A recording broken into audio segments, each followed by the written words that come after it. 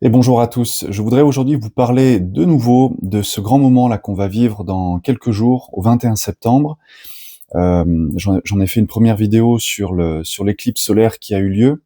Et là, je voudrais ici insister un peu plus sur la période de 2 semaines, ce qu'on appelle ici un portail d'éclipse, entre l'éclipse lunaire totale à 15 degrés Poisson, qui a eu lieu le 7 septembre, et donc celle à venir, l'éclipse solaire, qui aura lieu à 29 degrés de la Vierge le 21 septembre. Donc c'est vraiment dans 4 jours.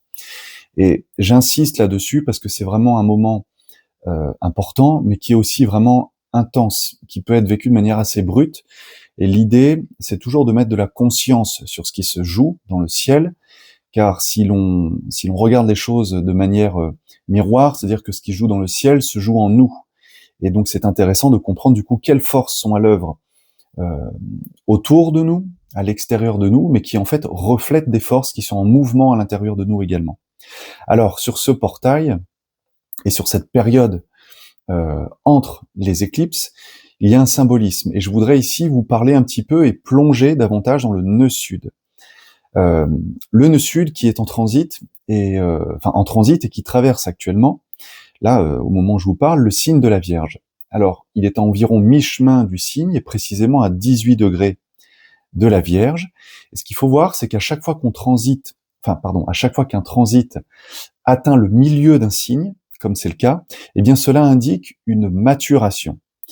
La maturation, ça veut dire que le transit est suffisamment développé pour nous révéler quelque chose. Et là, en l'occurrence, c'est vraiment un enseignement, un message en quelque sorte.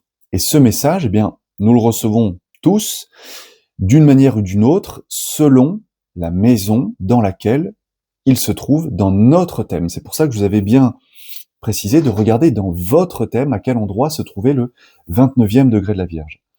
Alors, le transit du nœud sud met toujours en lumière ce qui ne fonctionne plus. Ça, c'est quelque chose que j'explique et que je peux faire pour vous dans l'étude astrologique des nœuds lunaires pour voir votre astrologie évolutive. Le nœud sud, effectivement, c'est votre bagage, c'est vos mémoires, ce avec quoi vous venez dans l'incarnation.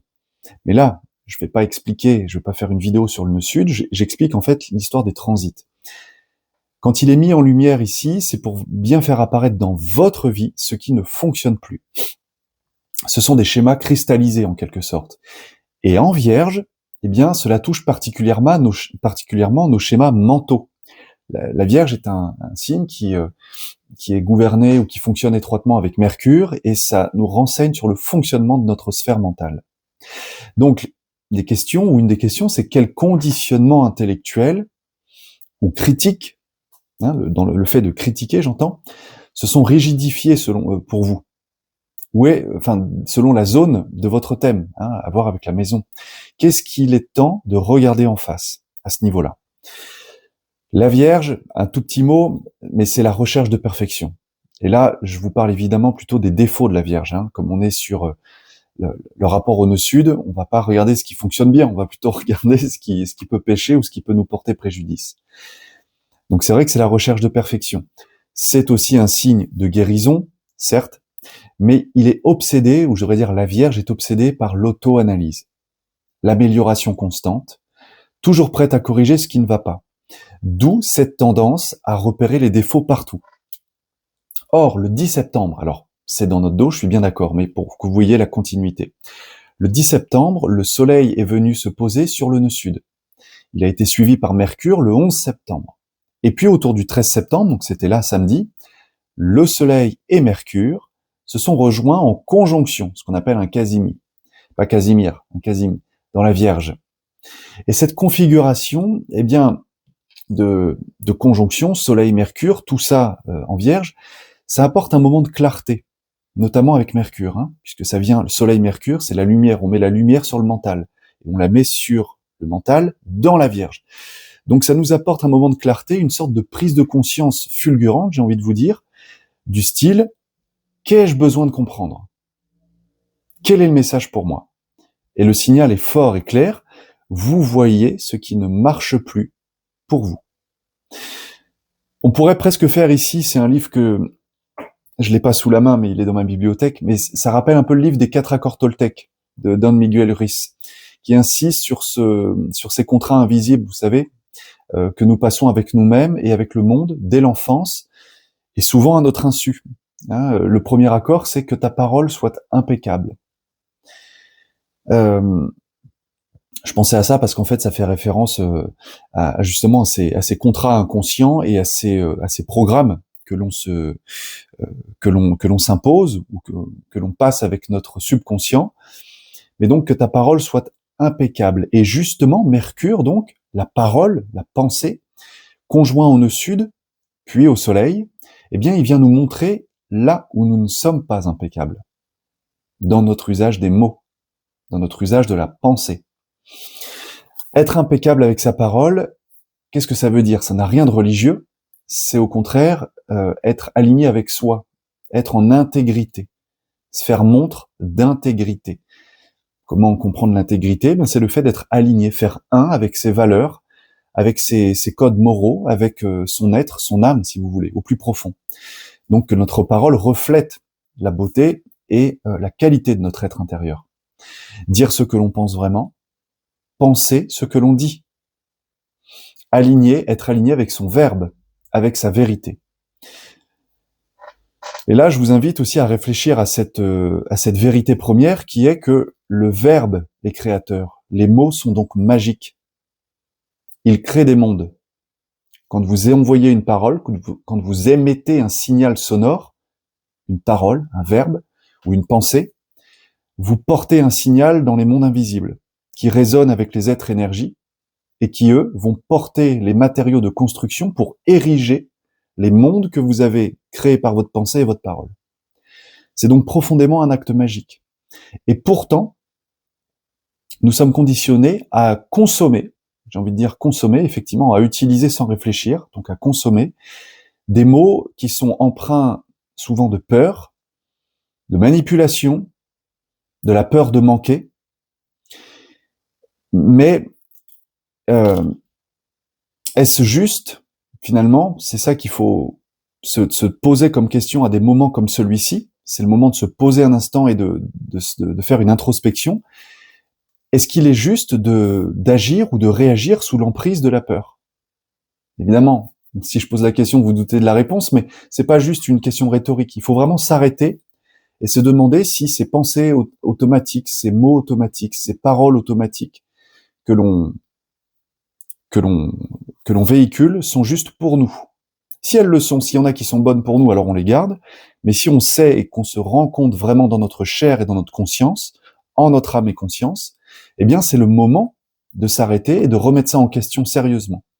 Parce que faisons-nous lorsque nous colportons finalement des mots qui ne nous appartiennent pas, des commérages, des ragots, ce qu'on appelle aujourd'hui des fake news, ou en tout cas des nouvelles qu'on entend et que on se fait le porteur de cette énergie.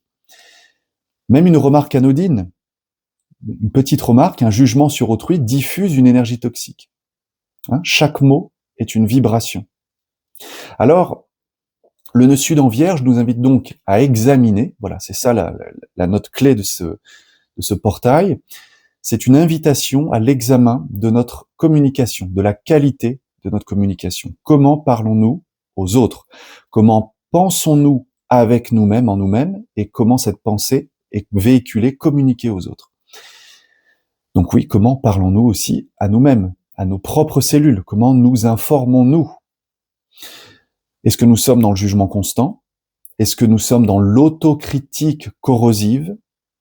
Beaucoup d'entre nous portent cette petite voix intérieure, vous savez, qui se répète sans cesse. Tu aurais dû mieux faire, tu aurais dû mieux dire, tu aurais dû, il aurait fallu, tu es coupable, tu n'y arriveras jamais.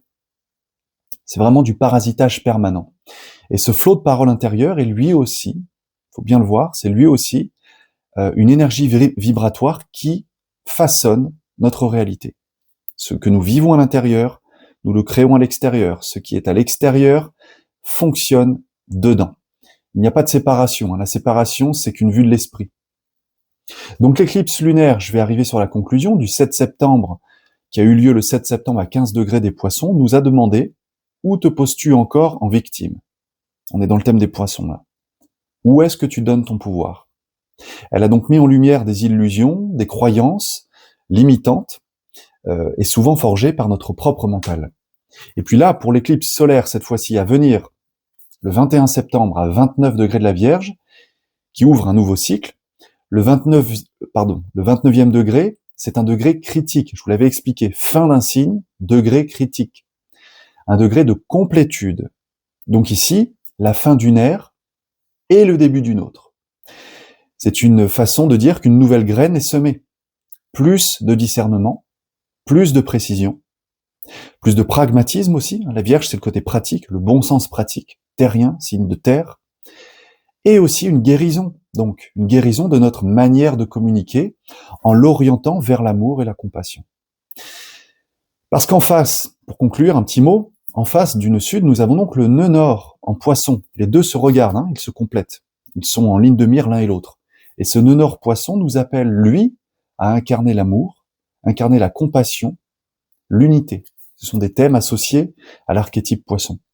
Alors, allons-nous nourrir le rêve collectif de peur? Je devrais peut-être pas parler de rêve collectif, mais d'inconscient collectif, d'égrégore collectif de peur, l'ombre des poissons, si vous voulez. Ou au contraire, allons-nous élever nos paroles et nos pensées pour créer avec conscience? Elle est là l'invitation de cette éclipse solaire. Donc rappelez-vous, le mot, et je vais conclure là-dessus, le mot, vraiment le verbe créateur, le logos, chakra de la gorge, aligné avec le chakra sacré, aligné avec nos pensées collectives, mais aussi avec la racine, ce que nous portons dans nos ombres, dans notre ancrage. Le mot peut être soit magie blanche, soit magie noire. Tout dépend de l'intention. Même inconsciente, chaque parole, c'est une onde que l'on envoie à l'univers. Dans les éthers, avec les devas, avec les êtres énergies qui vont répondre à notre intention. Donc c'est vraiment le moment de devenir pleinement conscient de ce que nous émettons, du verbe émettre, comme une onde radio. Et plus nous cultivons cette vigilance, je vous demande pas d'être non plus des control freaks, des paranos du contrôle, c'est juste d'avoir une conscience, une vigilance à chaque instant de ce que nous pouvons parler avec justesse et avec bienveillance pour en fait activer notre pouvoir créateur, pour notre bien et pour le bien collectif. Voilà, je vous remercie pour votre écoute et je vous invite à réfléchir en conscience à ce très beau portail vraiment puissant qui aura lieu le 21 septembre à 29 degrés de la Vierge. À bientôt.